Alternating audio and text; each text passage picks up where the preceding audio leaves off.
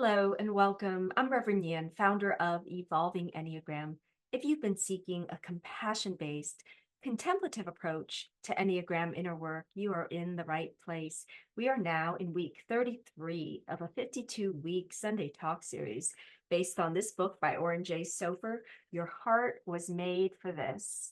In today's talk, we're on the theme of joy, these last 2 weeks. And today's talk is on 9 shades of joy. And I'll explore this today in 3 parts. Part 1, joy isn't just sunshine. Part 2, how to practice or cultivate joy amidst the storm. And part 3, 9 Enneagram shades of joy. Yes, I had to make an allusion to shades of gray because I thought it was fun. So let's begin. So I'd like to begin by saying that I think I have a new vision of joy, even as of this, exploring this chapter in Sofer's book, that joy is not sunshine like we normally think of when we're like, oh, there's the storm and then the sun comes out. And joy is like that light that comes out.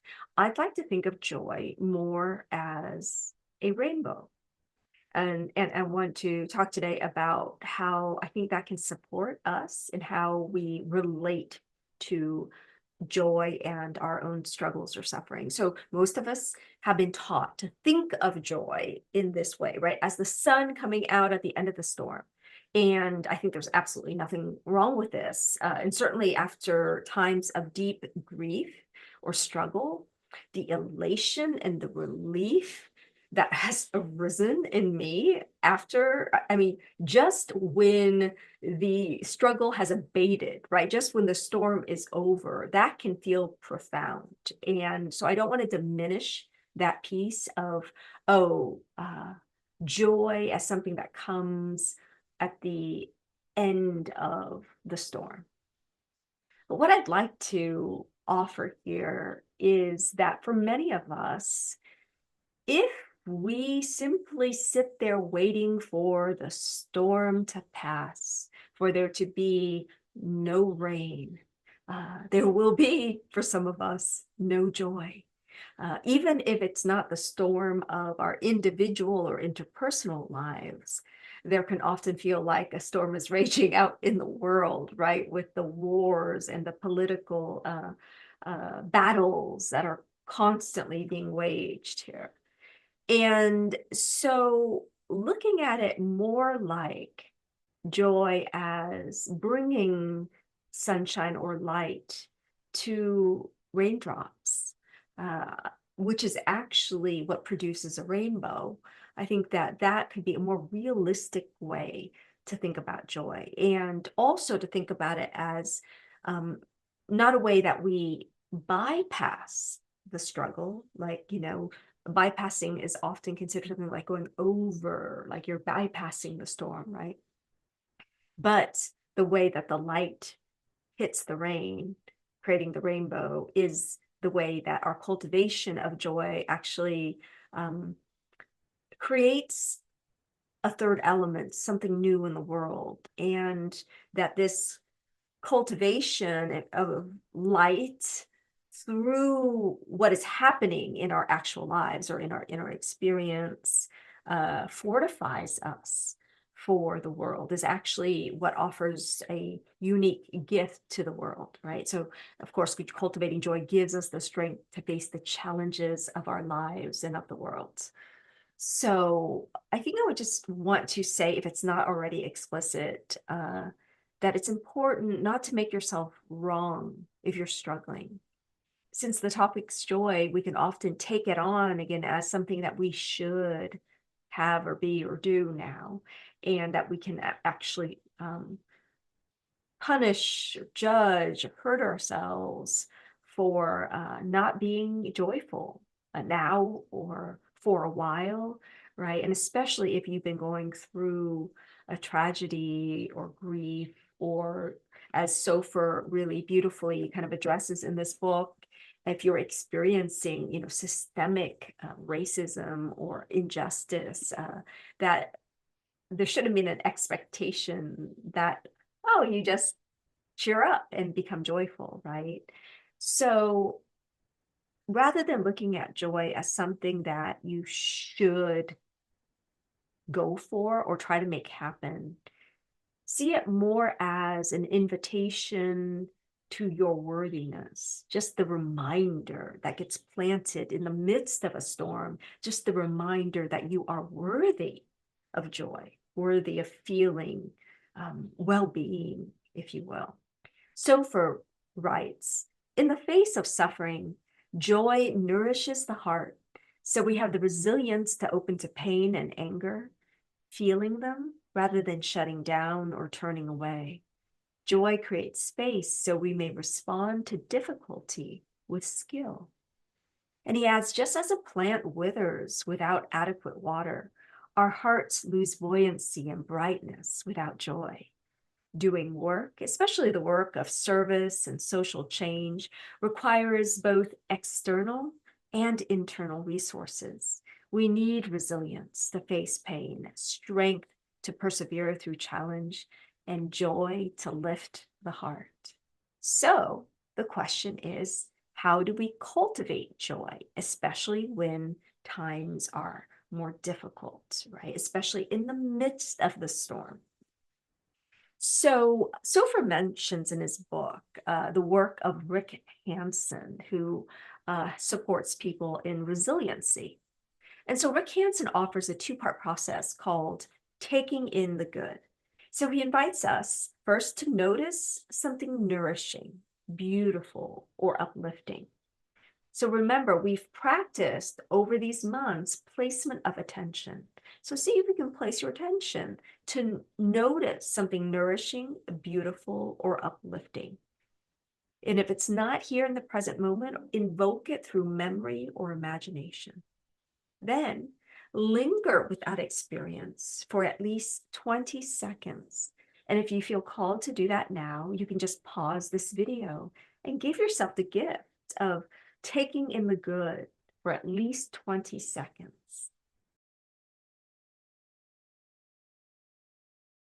Consider how this nourishes us somatically. I've talked a lot in recent weeks about my somatic Enneagram work. And what we know about this work is that it's different from just intellectualizing, because as we bring something forth, we can experience it as a felt sense in our being, right? So you can experience the felt sense of beauty or nourishment or upliftment. And this creates new neural pathways, etching the quality of this experience into our brains. And this helps to make joy more accessible for us both now and moving forward. So just kind of combining some of the somatic Enneagram teaching with what Sofer offers us, knowing that he also comes from a background rooted in somatic inner work.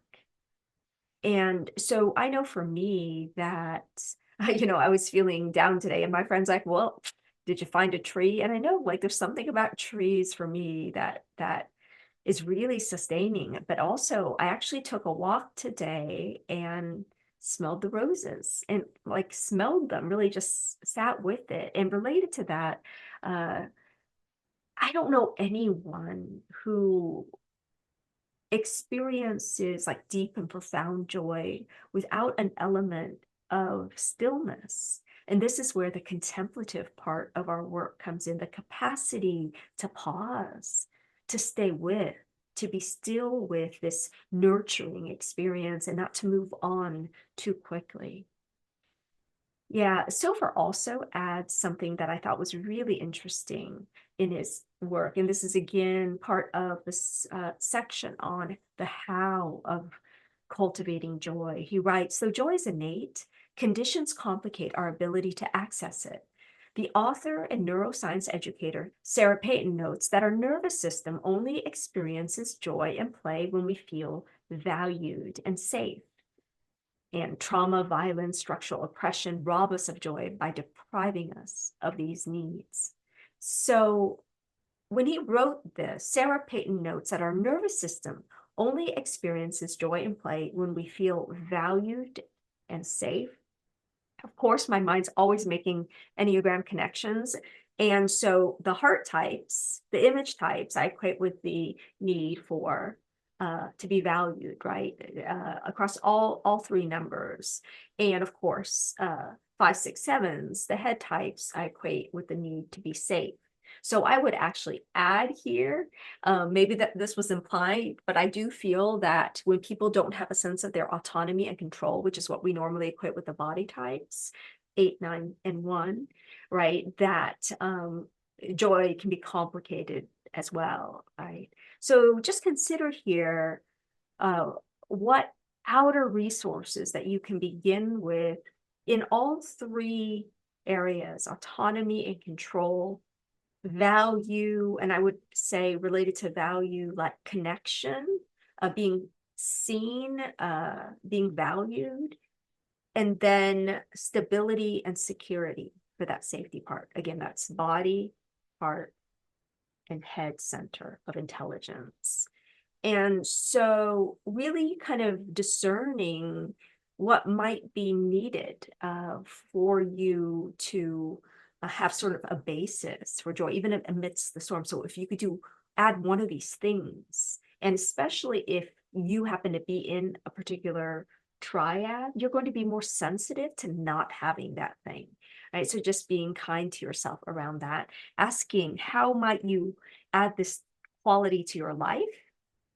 And then if it really isn't available to you, not forcing it, but asking, how can I connect with it through my faith, right? So maybe you're in a time of change in a way where stability and security are really, not happening right now in the outer material world. So you might do some extra prayer to steep yourself in your faith here. So creating conditions that inspire or invoke or cultivate joy.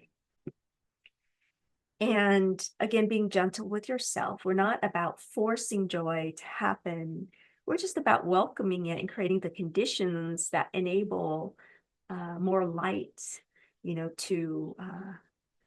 to work its way and to color your life, if you will. And so related to that, I'd like to now talk about the Enneagram types, what I like to think of here as the 9 shades of joy.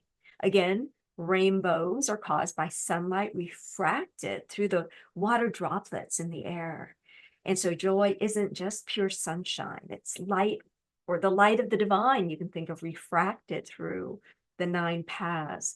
I was thinking about this weekend when I was thinking about my friends or folks really in the evolving Enneagram community. When I see you in joy, what does that look like? And I was thinking about 8s, and I was like, wow, oh, duh, of course this is true, that there's been a move from the passion of the type, the lust that makes a demand on life for joy, to the innocence of joy, right? There's a quality of joy, a shade of joy that I see at the point 8 that is so innocent. And then for the 9s, consider inviting this brand of joy that moves from your disengaged slothness, right, to engaged joy.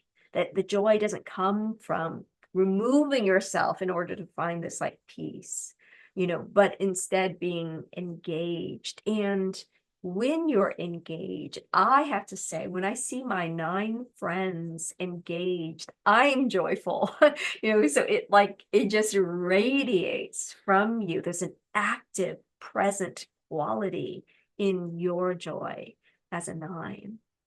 For the 1s, there's a shift from the passion or suffering of the type, which is resentment, to the virtue of serenity. So what we see is a kind of serene joy. It's not tightly wound, if you will. It's serene. And so for the 2s who surrender the suffering of their pride, drop into a very sort of equal with all people, like humility. And with that, I call a humble joy. You know, it's not the pride joy of I did that for you, but it's a very like childlike and balanced kind of joy we see. That's so beautiful when your heart is humble and you're just radiating that joy. So the threes, of course, there is a release of the suffering of deceit. And I want to say that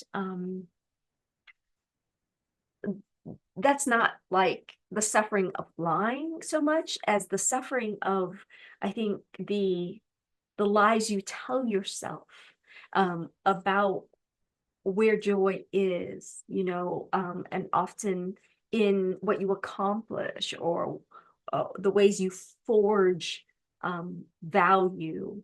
And instead, there is this authentic joy, authenticity being your virtue for the three, my virtue as a three.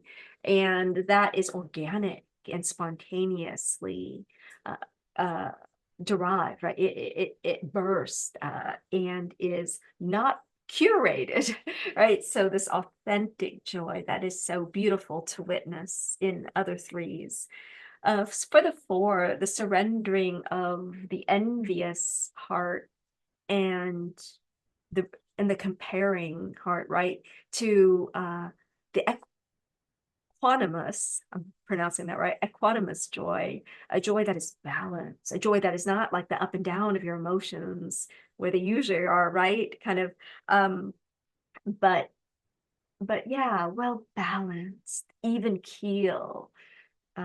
So that's so grounding to witness when I see that in fours. And for fives, the surrendering of the passion of avarice. And so that hunger,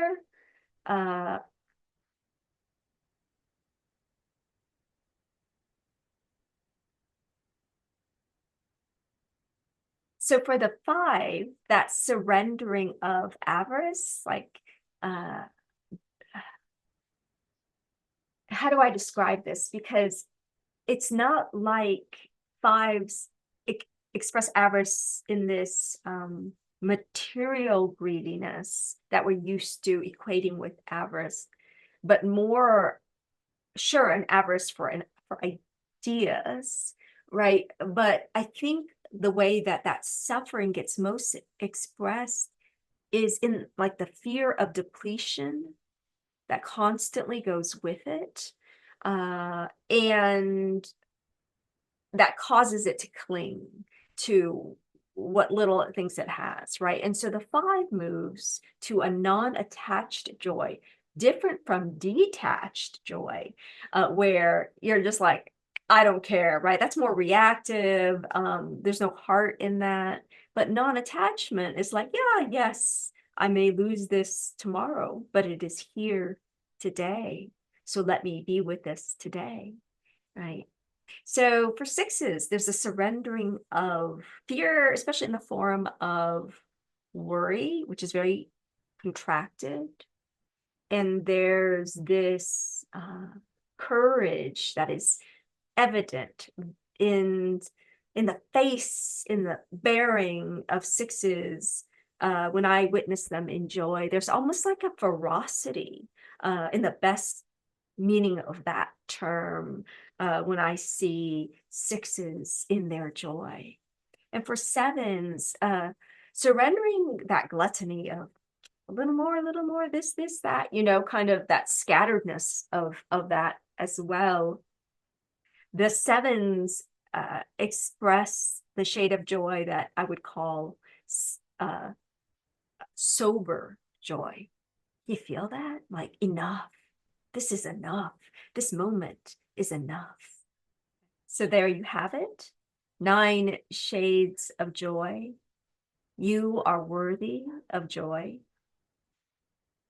And this is just a matter of cultivating the conditions for your deservedness right? To not just experience joy, but to feel how joy lives in you, is expressed through you, to let yourself have the delight of your being. And to even consider, you might have a primary shade of joy, but you might even go back and listen to this again and consider inviting all 9 shades of joy as part of your life's expression and being. So thank you again for joining me. And I am practicing asking for support. So I'm going to remember to say at the end of each of these, if you like this, please hit like and subscribe. And there's also now newly a PayPal link to contribute, only if you feel called to, no pressure at all. But if you feel supported by and want to further support my work continuing, you can use the PayPal link in the caption below. Thank you. Blessings. I'll see you next week.